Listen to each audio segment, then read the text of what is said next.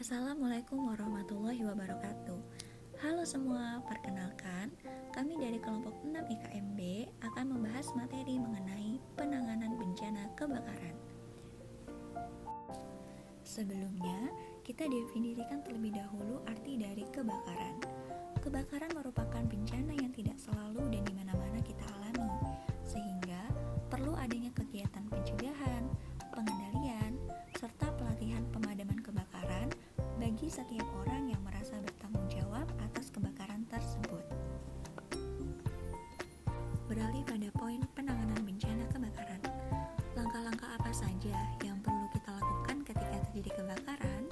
Pertama, pindahkan korban ke tempat yang lebih aman. Lihat pembahasan area berkumpulnya. Kedua, hubungi petugas satpam atau operator. Kita menghubungi petugas kebakaran guna memberitahu bahwa ada kebakaran, lokasi kebakaran, dan jangan lupa sebutkan nama pelapornya. Ketiga, jika memungkinkan, batasi penyebaran api menggunakan APAR.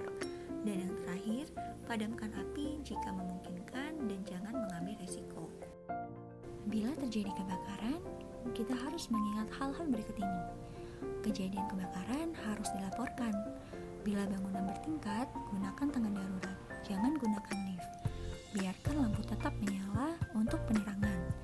Matikan alat-alat lain seperti mesin anestesi, suction, alat-alat elektronik, dan lain-lain. Tetap tenang dan jangan panik. Perlu kita ketahui bahwa tempat yang lebih rendah memiliki udara yang lebih bersih. Agar proses penanggulangan bencana kebakaran dapat berjalan dengan baik, kita harus mengetahui hal-hal berikut ini. Pertama, tempat menaruh alat pemadam kebakaran dan cara menggunakannya. Kedua, nomor pemadam kebakaran, yaitu telepon 113. Nomor operator misalnya 1000 dan nomor satpam misalnya 1008. Ketiga, rute evakuasi dan pintu-pintu darurat. Keempat, ada satu orang yang bisa mengambil keputusan dan tahu bagaimana penanggulangan bencana kebakaran pada setiap shift jaga. Kelima, kepala ruangan pada shift pagi atau hari kerja dan ketua tim pada jaga sore atau malam yang memegang kendali atau mengkoordinir bila terjadi bencana. Jenis media pemadaman kebakaran. Salah satu upaya penanggulangan kebakaran dengan mengenal berbagai jenis media pemadam kebakaran yang diharapkan agar kita dapat menentukan jenis media yang tepat sehingga dapat memadamkan kebakaran secara efektif, efisien, dan aman. Dari bentuk fisiknya, media pemadam kebakaran ada 5 jenis. Yang pertama, air. Air digunakan sebagai media pemadam kebakaran yang cocok atau tepat untuk memadamkan kebakaran bahan padat atau kelas A karena dapat menembus sampai ke bagian dalam. Bahan padat yang cocok dipadamkan dengan menggunakan air antara lain kayu, arang, kertas, tekstil, plastik, dan sejenisnya. Yang kedua adalah busa. Jenis media pemadam kebakaran busa adalah salah satu media yang dapat digunakan untuk memadamkan api. Ada 2 macam busa yang berfungsi untuk memadamkan kebakaran, yaitu busa kimia dan busa mekanik. Busa kimia dibuat dari gelembung yang mengandung zat arang dan karbon dioksida, sedangkan busa mekanik dibuat dari campuran zat arang dengan udara. Busa dapat memadamkan kebakaran melalui kombinasi 3 aksi pemadaman, yaitu menutupi, artinya membuat selimut busa di atas bahan yang terbakar, sehingga kontak dengan oksigen atau udara terputus. Selanjutnya melemahkan, artinya mencegah penguapan cairan yang mudah terbakar. Dan yang terakhir mendinginkan, yang berarti menyerap kalori cairan yang mudah terbakar sehingga suhunya menurun. Yang ketiga, serbuk kimia kering. Daya pemadam dari serbuk kimia kering ini bergantung pada jumlah serbuk yang dapat menutupi permukaan yang terbakar. Semakin halus butir-butir serbuk, maka semakin luas permukaan yang dapat ditutupi. Adapun butiran bahan kimia kering yang sering digunakan adalah amonium hidrofosfat yang cocok digunakan untuk memadamkan kebakaran kelas A, B, dan C. Cara kerjanya dapat secara fisik dan kimia. Selanjutnya, karbon dioksida. Media pemadam api CO2 di dalam tabung harus dalam keadaan fase cair bertekanan tinggi. Prinsip kerja gas CO2 dalam memadamkan api ialah reaksi dengan oksigen, sehingga konsentrasi di dalam udara berkurang. Lalu, api akan padam. Hal ini disebut sebagai pemadaman dengan cara menutup. Namun, karbon dioksida juga mempunyai kelemahan, yaitu media pemadam tersebut tidak dapat dicegah terjadinya kebakaran kembali setelah api padam, atau yang disebut dengan reignitasi. Hal ini dikarenakan karbon dioksida tidak dapat mengikat oksigen secara terus-menerus, tetapi hanya mengikat oksigen sebanding dengan jumlah karbon dioksida yang tersedia. Sedangkan suplai oksigen di sekitar tempat kebakaran terus berlangsung. Yang terakhir adalah halon. Pada saat terjadi kebakaran, apabila digunakan halon untuk memadamkan api, maka seluruh penghuni harus meninggalkan ruangan, kecuali bagi yang sudah mengetahui betul cara penggunaannya. Jika gas halon terkena panas api kebakaran pada suhu sekitar 485 derajat Celcius, maka akan mengalami penguraian, dan zat-zat yang dihasilkan akan mengikat unsur hidrogen serta oksigen.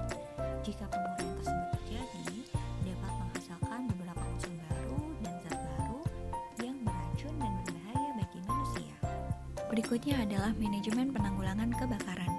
Manajemen penanggulangan kebakaran adalah suatu kegiatan yang berfungsi untuk mencegah dan mengendalikan kebakaran serta dampak buruk akibat kebakaran tersebut, sehingga kerugian mental dan material yang disebabkan oleh kebakaran ini dapat diminimalisasi. Manajemen penanggulangan kebakaran sendiri dapat berupa kebijakan dan prosedur seperti inspeksi peralatan, pelatihan bagi masyarakat dan pekerja, penyusunan rencana darurat kebakaran, dan penyediaan sarana serta prasarana kebakaran. Lalu, upaya apa saja yang menjadi program dari penanggulangan kebakaran? Upaya-upaya tersebut antara lain: yang pertama, mengendalikan hal-hal yang dapat menjadi penyebab kebakaran dan setiap perwujudan energi panas seperti gesekan mekanik, api terbuka reaksi kimia, sambaran petir, dan lain-lain. Yang kedua, membuat keamanan untuk setiap bahan-bahan yang mudah terbakar.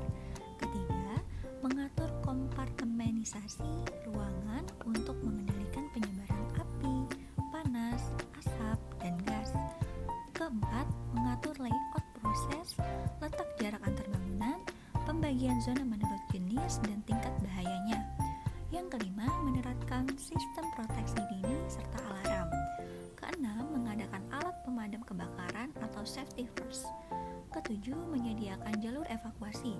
Kedelapan, membentuk satgas penanggulangan kebakaran. Kesembilan, latihan penanggulangan kebakaran. Serta yang terakhir adalah mengadakan inspeksi, pengujian, perawatan terhadap sistem proteksi kebakaran secara rutin. Selanjutnya kita akan membahas mengenai sistem proteksi kebakaran. Sistem proteksi kebakaran merupakan sistem yang terdiri dari peralatan, kelengkapan, dan sarana, baik yang terpasang pada bangunan dan gedung sebagai sistem proteksi aktif, sistem proteksi pasif, maupun sarana penyelamatan jiwa. Sistem proteksi kebakaran memiliki fungsi sebagai sistem keamanan dan pendeteksi kebakaran. Peristiwa kebakaran dapat dicegah dan ditanggulangi jika sistem proteksinya sesuai dengan standar yang telah ditentukan. Sistem proteksi kebakaran yang pertama adalah sistem proteksi kebakaran aktif. Sistem ini adalah sistem perlindungan terhadap kebakaran dengan menggunakan peralatan yang bekerja secara otomatis maupun manual. Peralatan tersebut dapat digunakan oleh penghuni atau petugas jika terjadi kebakaran. Sistem proteksi dini meliputi alarm, detektor, sprinkler, apar, dan hidran. Berikutnya, akses dan pasokan air untuk pemadam kebakaran. Ketersediaan sumber air ini dapat berupa hidran halaman, sumur kebakaran, atau reservoir yang harus direncanakan karena berfungsi sebagai alat proteksi dan juga untuk dapat memudahkan instansi pemadam kebakaran. Selain itu, terdapat juga sistem proteksi kebakaran pasif. Sistem ini adalah sistem perlindungan terhadap kebakaran yang dimuat untuk melakukan pengaturan terhadap komponen bangunan gedung dari aspek aspek arsitektur dan strukturnya, sehingga dapat melindungi penghuni dan mengurangi kerugian material saat dan setelah terjadinya kebakaran. Dan yang terakhir adalah sarana penyelamatan jiwa. Setiap bangunan sudah seharusnya dilengkapi dengan sarana evakuasi yang dapat digunakan oleh penghuni bangunan dengan aksesnya yang mudah, sehingga penghuni memiliki cukup waktu untuk menyelamatkan diri dengan aman tanpa terhambat hal-hal yang terjadi dalam keadaan darurat. Sarana penyelamat jiwa ini meliputi sarana jalan keluar, tangga darurat, tanda petunjuk arah, pintu darurat, penerangan darurat, serta titik untuk berkumpul. Sekian materi yang dapat kami sampaikan, lebih kurangnya kami memohon maaf dan kami ucapkan terima kasih kepada yang sudah menyimak video ini. Kami akhiri, wabillahi taufiq wal hidayah. Wassalamualaikum warahmatullahi wabarakatuh.